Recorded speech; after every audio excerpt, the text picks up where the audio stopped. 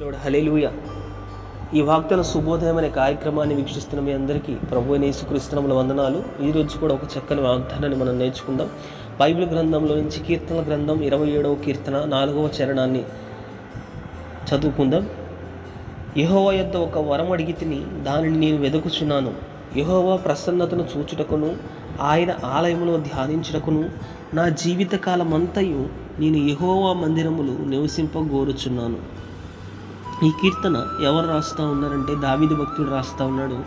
దావీదు భక్తుడు దేవుణ్ణి ఒక వరం అడిగాడంట. ఏమిటా వరం అంటే, అయ్యా నేను నిన్ను వెతుకుచున్నాను, ఇదిగో నీ ప్రసన్నతను చూడాలని నాకు ఆశగా ఉంది, నీ ఆలయంలో నీ గ్రంథాలను ధ్యానించాలని ఆశగా ఉంది, నా జీవితకాలమంతా నీ సన్నిధిలో నివాసము చేయాలని ఆశగా ఉన్నదని దేవుని యొద్ద ఒక వరమును దావీదు భక్తుడు అడుగుతూ ఉన్నాడు. ఇంతకీ దావీదు భక్తుడికి దేవుని సన్నిధి అంటే ఎందుకు అంత ఇష్టం?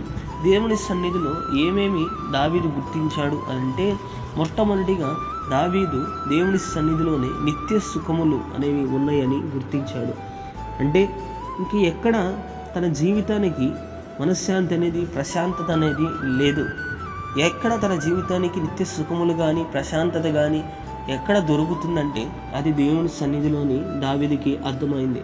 రెండవది, దావీదు నిత్యము ఫలించడం కూడా ఎక్కడ ఉన్నదని గుర్తుపట్టాడు అంటే దేవుని సన్నిధిలోనే ఉంది. తన జీవితానికి ఒక పరమార్థం, తన జీవితం పచ్చని చిగురులాగా ఫలించాలి అంటే అది దేవుని సన్నిధిలో మాత్రమే ఫలిస్తుందని దావీదు గుర్తుపట్టాడు. అంటే దావీదు దేవుని సన్నిధిలో నిత్య సుఖములు ఉన్నాయని గుర్తించాడు.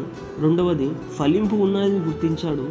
మూడవది, దేవుని సన్నిధిలో సమాధానం ఉందని దావీదు గుర్తించాడు. ఇంకెక్కడ సమాధానం లేని పరిస్థితులు దావీదు కనబడలేదు. కానీ దేవుని సన్నిధిలో మాత్రమే తనకు మనశ్శాంతి, సమాధానం ఉందని దావీదు గుర్తించాడు. అదేవిధంగా ఇంకా దేవుని సన్నిధిలో ఏమేమి దొరుకుతాయి అని అంటే, దేవుని సన్నిధిలో అన్నిటికంటే మించి క్షమాపణ కలుగుతుంది.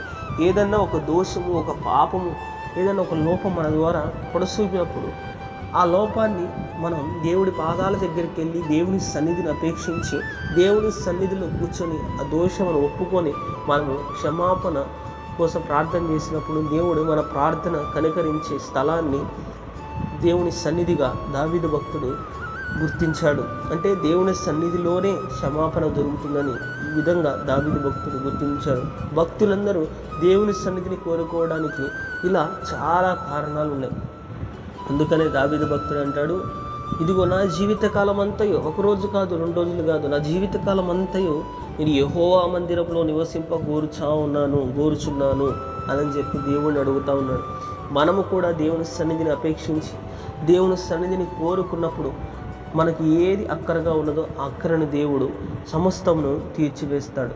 ఎందుకంటే దేవుని సన్నిధిలోనే మనకి ఆరోగ్యం, ఆయుష్, కాపుదల, భద్రత, క్షేమము, మన ఆత్మీయ జీవితానికి కావలసిన ఆహారము, ప్రతి దాన్ని దేవుడు పొందుపరిచి దేవుని సన్నిధిలోనే మనకు సిద్ధపరిచాడు. కాబట్టి మనము కూడా ఇక్కడి నుంచి దేవుని సన్నిధిని ఆలక్ష్యము చేయకుండా దేవుని సన్నిధిని మనం కూడా కోరుకుంటే దేవుడు మనకు కావలసిన ప్రతి దాన్ని మనకు అనుగ్రహిస్తాడు. కాబట్టి ఈ చిన్ని వాక్యం ద్వారా దేవుడు మీతో, మాతో, మనతోనే మాట్లాడుతూ ఉన్నాడు కనుక ఇక నుంచి మనం దేవుని సన్నిధిని కోరుకుందాం, దేవుని కోసం ప్రజ్వలిద్దాం. దేవుడి చిన్ని మాటలను దీవించి ఆయన సన్నిధిలో మనల్ని స్థిరపరచును గాక. ఆమేన్. వందనాలు.